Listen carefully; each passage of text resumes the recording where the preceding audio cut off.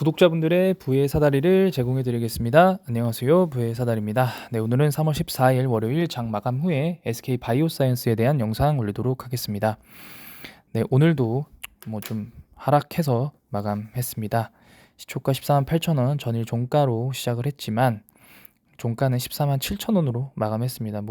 그래도 오늘 코스피 하락에 비해서는 비슷한 수준으로 마감을 했기 때문에 아쉽지만 어쩔 수 없다라고 좀 보여지고요. 특히 오늘 같은 경우에는 WHO에서 코로나를 팬데믹에서 엔데믹으로 전환을 검토를 하려고 한다라는 뉴스들이 나오면서 사실은 신풍제약이라던가 여러 가지 백신, 그리고 특히 오늘 제넥신 같은 경우에는 현재 지금 코로나의 엔데믹 화가 되고 있고, 다른 여러 기업들이 이미 백신을 출시한 상황이라 코로나 백신 3상을 취소하는 그런 뉴스도 내면서 한 10% 이상의 하락을 가져왔기 때문에 그런 코로나 관련 백신주들의 투심 악화에도 불구하고 SK 바이오사이언스는 굳건했다.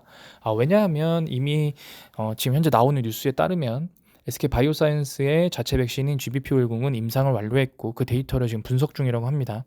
그래서 목표는 상반기 안에 출시이기 때문에, 상용화 출시이기 때문에 빠르면 4월이나 5월 정도에 글로벌로 판매를 신청할 것 같고요. 당연히 왜냐하면 검토를 하고 그 다음에 그 검토한 후에 실제로 시판되기까지 시간이 충분히 필요로 합니다. 우리나라 같은 경우에도 노바백스가 1월 말에 신청을 했는데 실제로 투여할 수 있는 시점은 한 달이 넘었거든요. 네, 한 달이 충분히 필요했기 때문에 그러면은 곧 머지않은 시간에 되지 않을까라는 생각을 하고 있습니다. 그리고 사실은 제가 이 내용을 말씀드리는 거 되게 조금 부담스럽긴 하지만 SK 바이오사이언스 같은 경우에는 뒤늦은 백신이 나오기 때문에 코로나가 조금 끝나면 안 된다라고 말씀드렸는데, 스텔스 오미크론이 유럽 쪽과 일부 지중해 지역에서 계속적으로 발전이 되면서 다시 코로나 확진자가 증가하고 있다는 뉴스들이 곳곳으로 나오고 있습니다.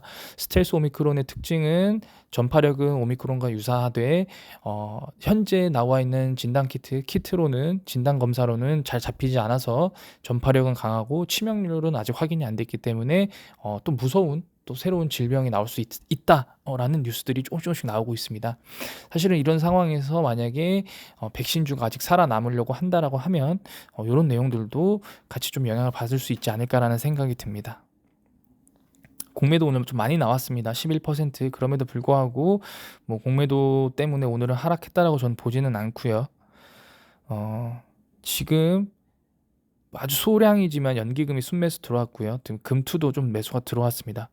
사실은 SK 바이오사이언스 같은 경우에는 물론 최초에 이 15만 원대에서 14만 원, 15만 원대에서 받쳐준 투자자들이 기관이고, 그리고 한 20만 원 이상에서 외국인이 끌어올렸던 부분들은 사실이지만 현재 상황에서 금융 투자들이 지금 가격을 받쳐주고 있고 외국인만 좀 돌아온다라고 하면은 SK 바이오사이언스도 단기 상승이 충분히 나올 수 있는 그런 상황이라고 생각합니다.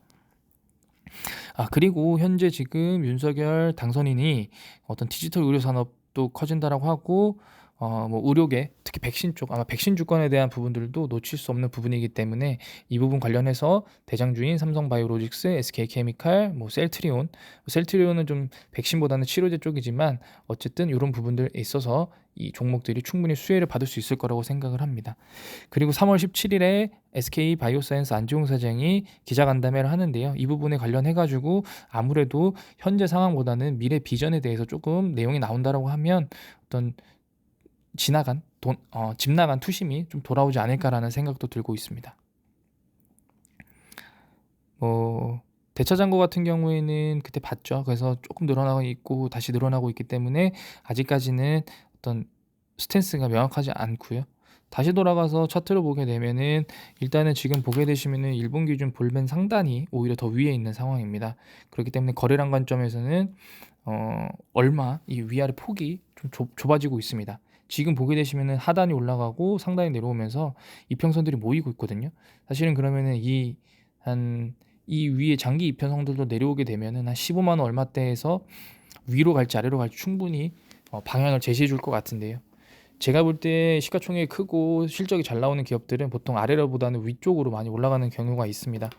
이평선들이 이런 식으로 올라오게 되면 이 가격대에서 상승이냐 하락이냐라는 모습을 보여주는데, 물론 이제 이렇게 올라가진 않고 오르락 내리락 하겠죠.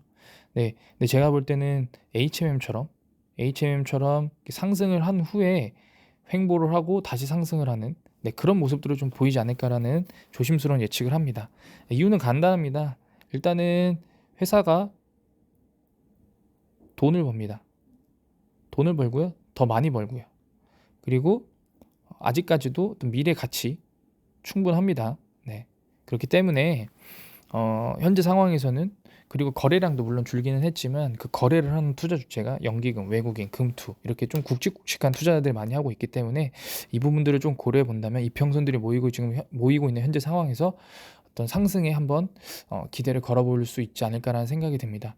물론 그럼에도 불구하고 미국의 노바백스, 모더나, 파이자 이런 기업들이 좀 주가가 올라가지고, 그다음에 러시아나 우크라이나 이슈들도 좀 해소가 되어야 어떤 그런 좀 상승이 오긴 하겠지만, 그럼에도 불구하고 현재는 너무 과매도, 네, 가장 최근 가격 대비 57%까지 빠진 상황이라 단기적으로 되돌림은 충분히 있을 수 있을 거라고 생각합니다.